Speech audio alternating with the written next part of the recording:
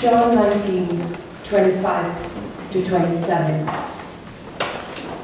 Now there stood by the cross of Jesus his mother and his mother's sister Mary, the wife of Clopas, and Mary Magdalene. When Jesus therefore saw his mother and the disciple whom he loved standing by, he said to his mother, "Woman, behold your son." Then he said to the disciple, "Behold your mother." And from that hour, that disciple took her into his own home.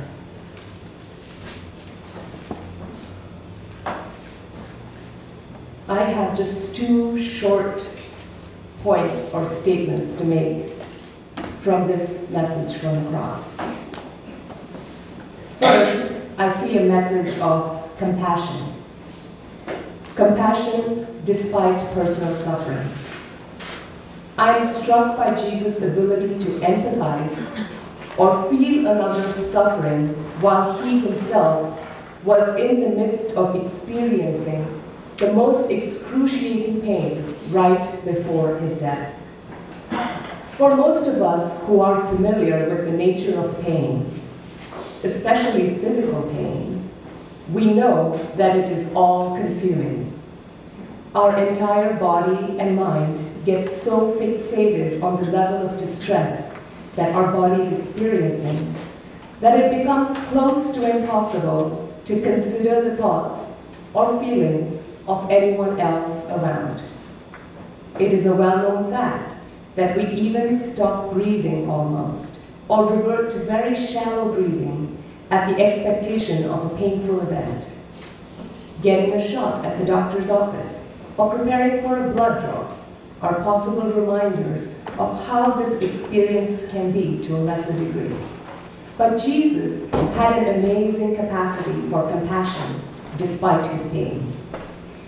Jesus, in this message from the cross, obviously empathized for the loss his mother felt, the loss of her own son. This passage is revealing of Jesus' great compassion and love for his mother, that despite the fact that he was suffering on the cross, he did not wish to see her suffer anymore and wanted to prepare a supportive and healing environment for her. One can only imagine, or perhaps it's even difficult for us to ever imagine, Mary's state of mind at the time of these events. Mary, although aware that she had given birth to an extraordinary man, ordained by God to save sinners with his life, may not have been prepared to see the suffering and pain that would culminate in Jesus' death on the cross. For a mother to witness the death of her son, to watch helplessly while others beat him mercilessly and crucify him, would surely defy any mother's capacity to endure.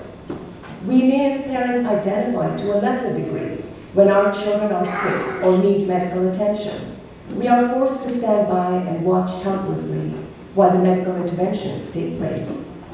I have had the opportunity, because of the nature of my work, to bear witness to many poignant stories of loss. One such story comes to mind, the account of a mother who lost her son to suicide many years ago. She related to me the grief she still feels when she recalls these events, even though it happened more than 30 years ago. Her son had just gone through a separation from his wife and was struggling with this crisis. He came home one day to find that his wife had emptied the house of everything he owned and had left nothing whatsoever in the house. He concluded he did not want to live anymore. He left a suicide note for his mother, saying he could not go on, and sat in the car with the engine running and the garage closed until he died. This mother fought back tears while recalling this tragic event, and I left work that day unable to fathom the depth of her loss. So it is quite beyond my capacity to understand the intensity of Mary's loss, which is infinitely more profound. But Jesus, in his last moments, addressed this loss with great compassion. He handed his mother over to his beloved disciple rather than to his own brothers, knowing that he would provide the healing she needed. Moreover, Jesus' disciples were closer to him, had sojourned with him, learning and enacting the will of God. Thus they knew him more closely than any of his biological siblings. So at the time of grief, this would have been more comforting to Mary as well, just as we rely on the narratives of close friends or relatives that celebrate the life and memories of loved ones departed. Similarly, Mary would have comfort from the presence of those who were closest to Jesus. So here is an example of compassion that overrides personal pain. Secondly, from Jesus' gesture from the cross, I have also observed another message that I believe he tried to convey, and that is this. Our filial relationships should transcend lineage or bloodline to include all our brothers and sisters in Christ. Jesus wanted Mary to be at the home of his disciple, not with his own biological brother or sister, or Mary's own sister, who was also present by the cross at the time. Perhaps Jesus even implies that the relationships we form with each other as Christians is more important than our family by birth. So, in other words, the fact that a person is related to us by blood is of lesser importance than the fact that we are related to each other in Christ.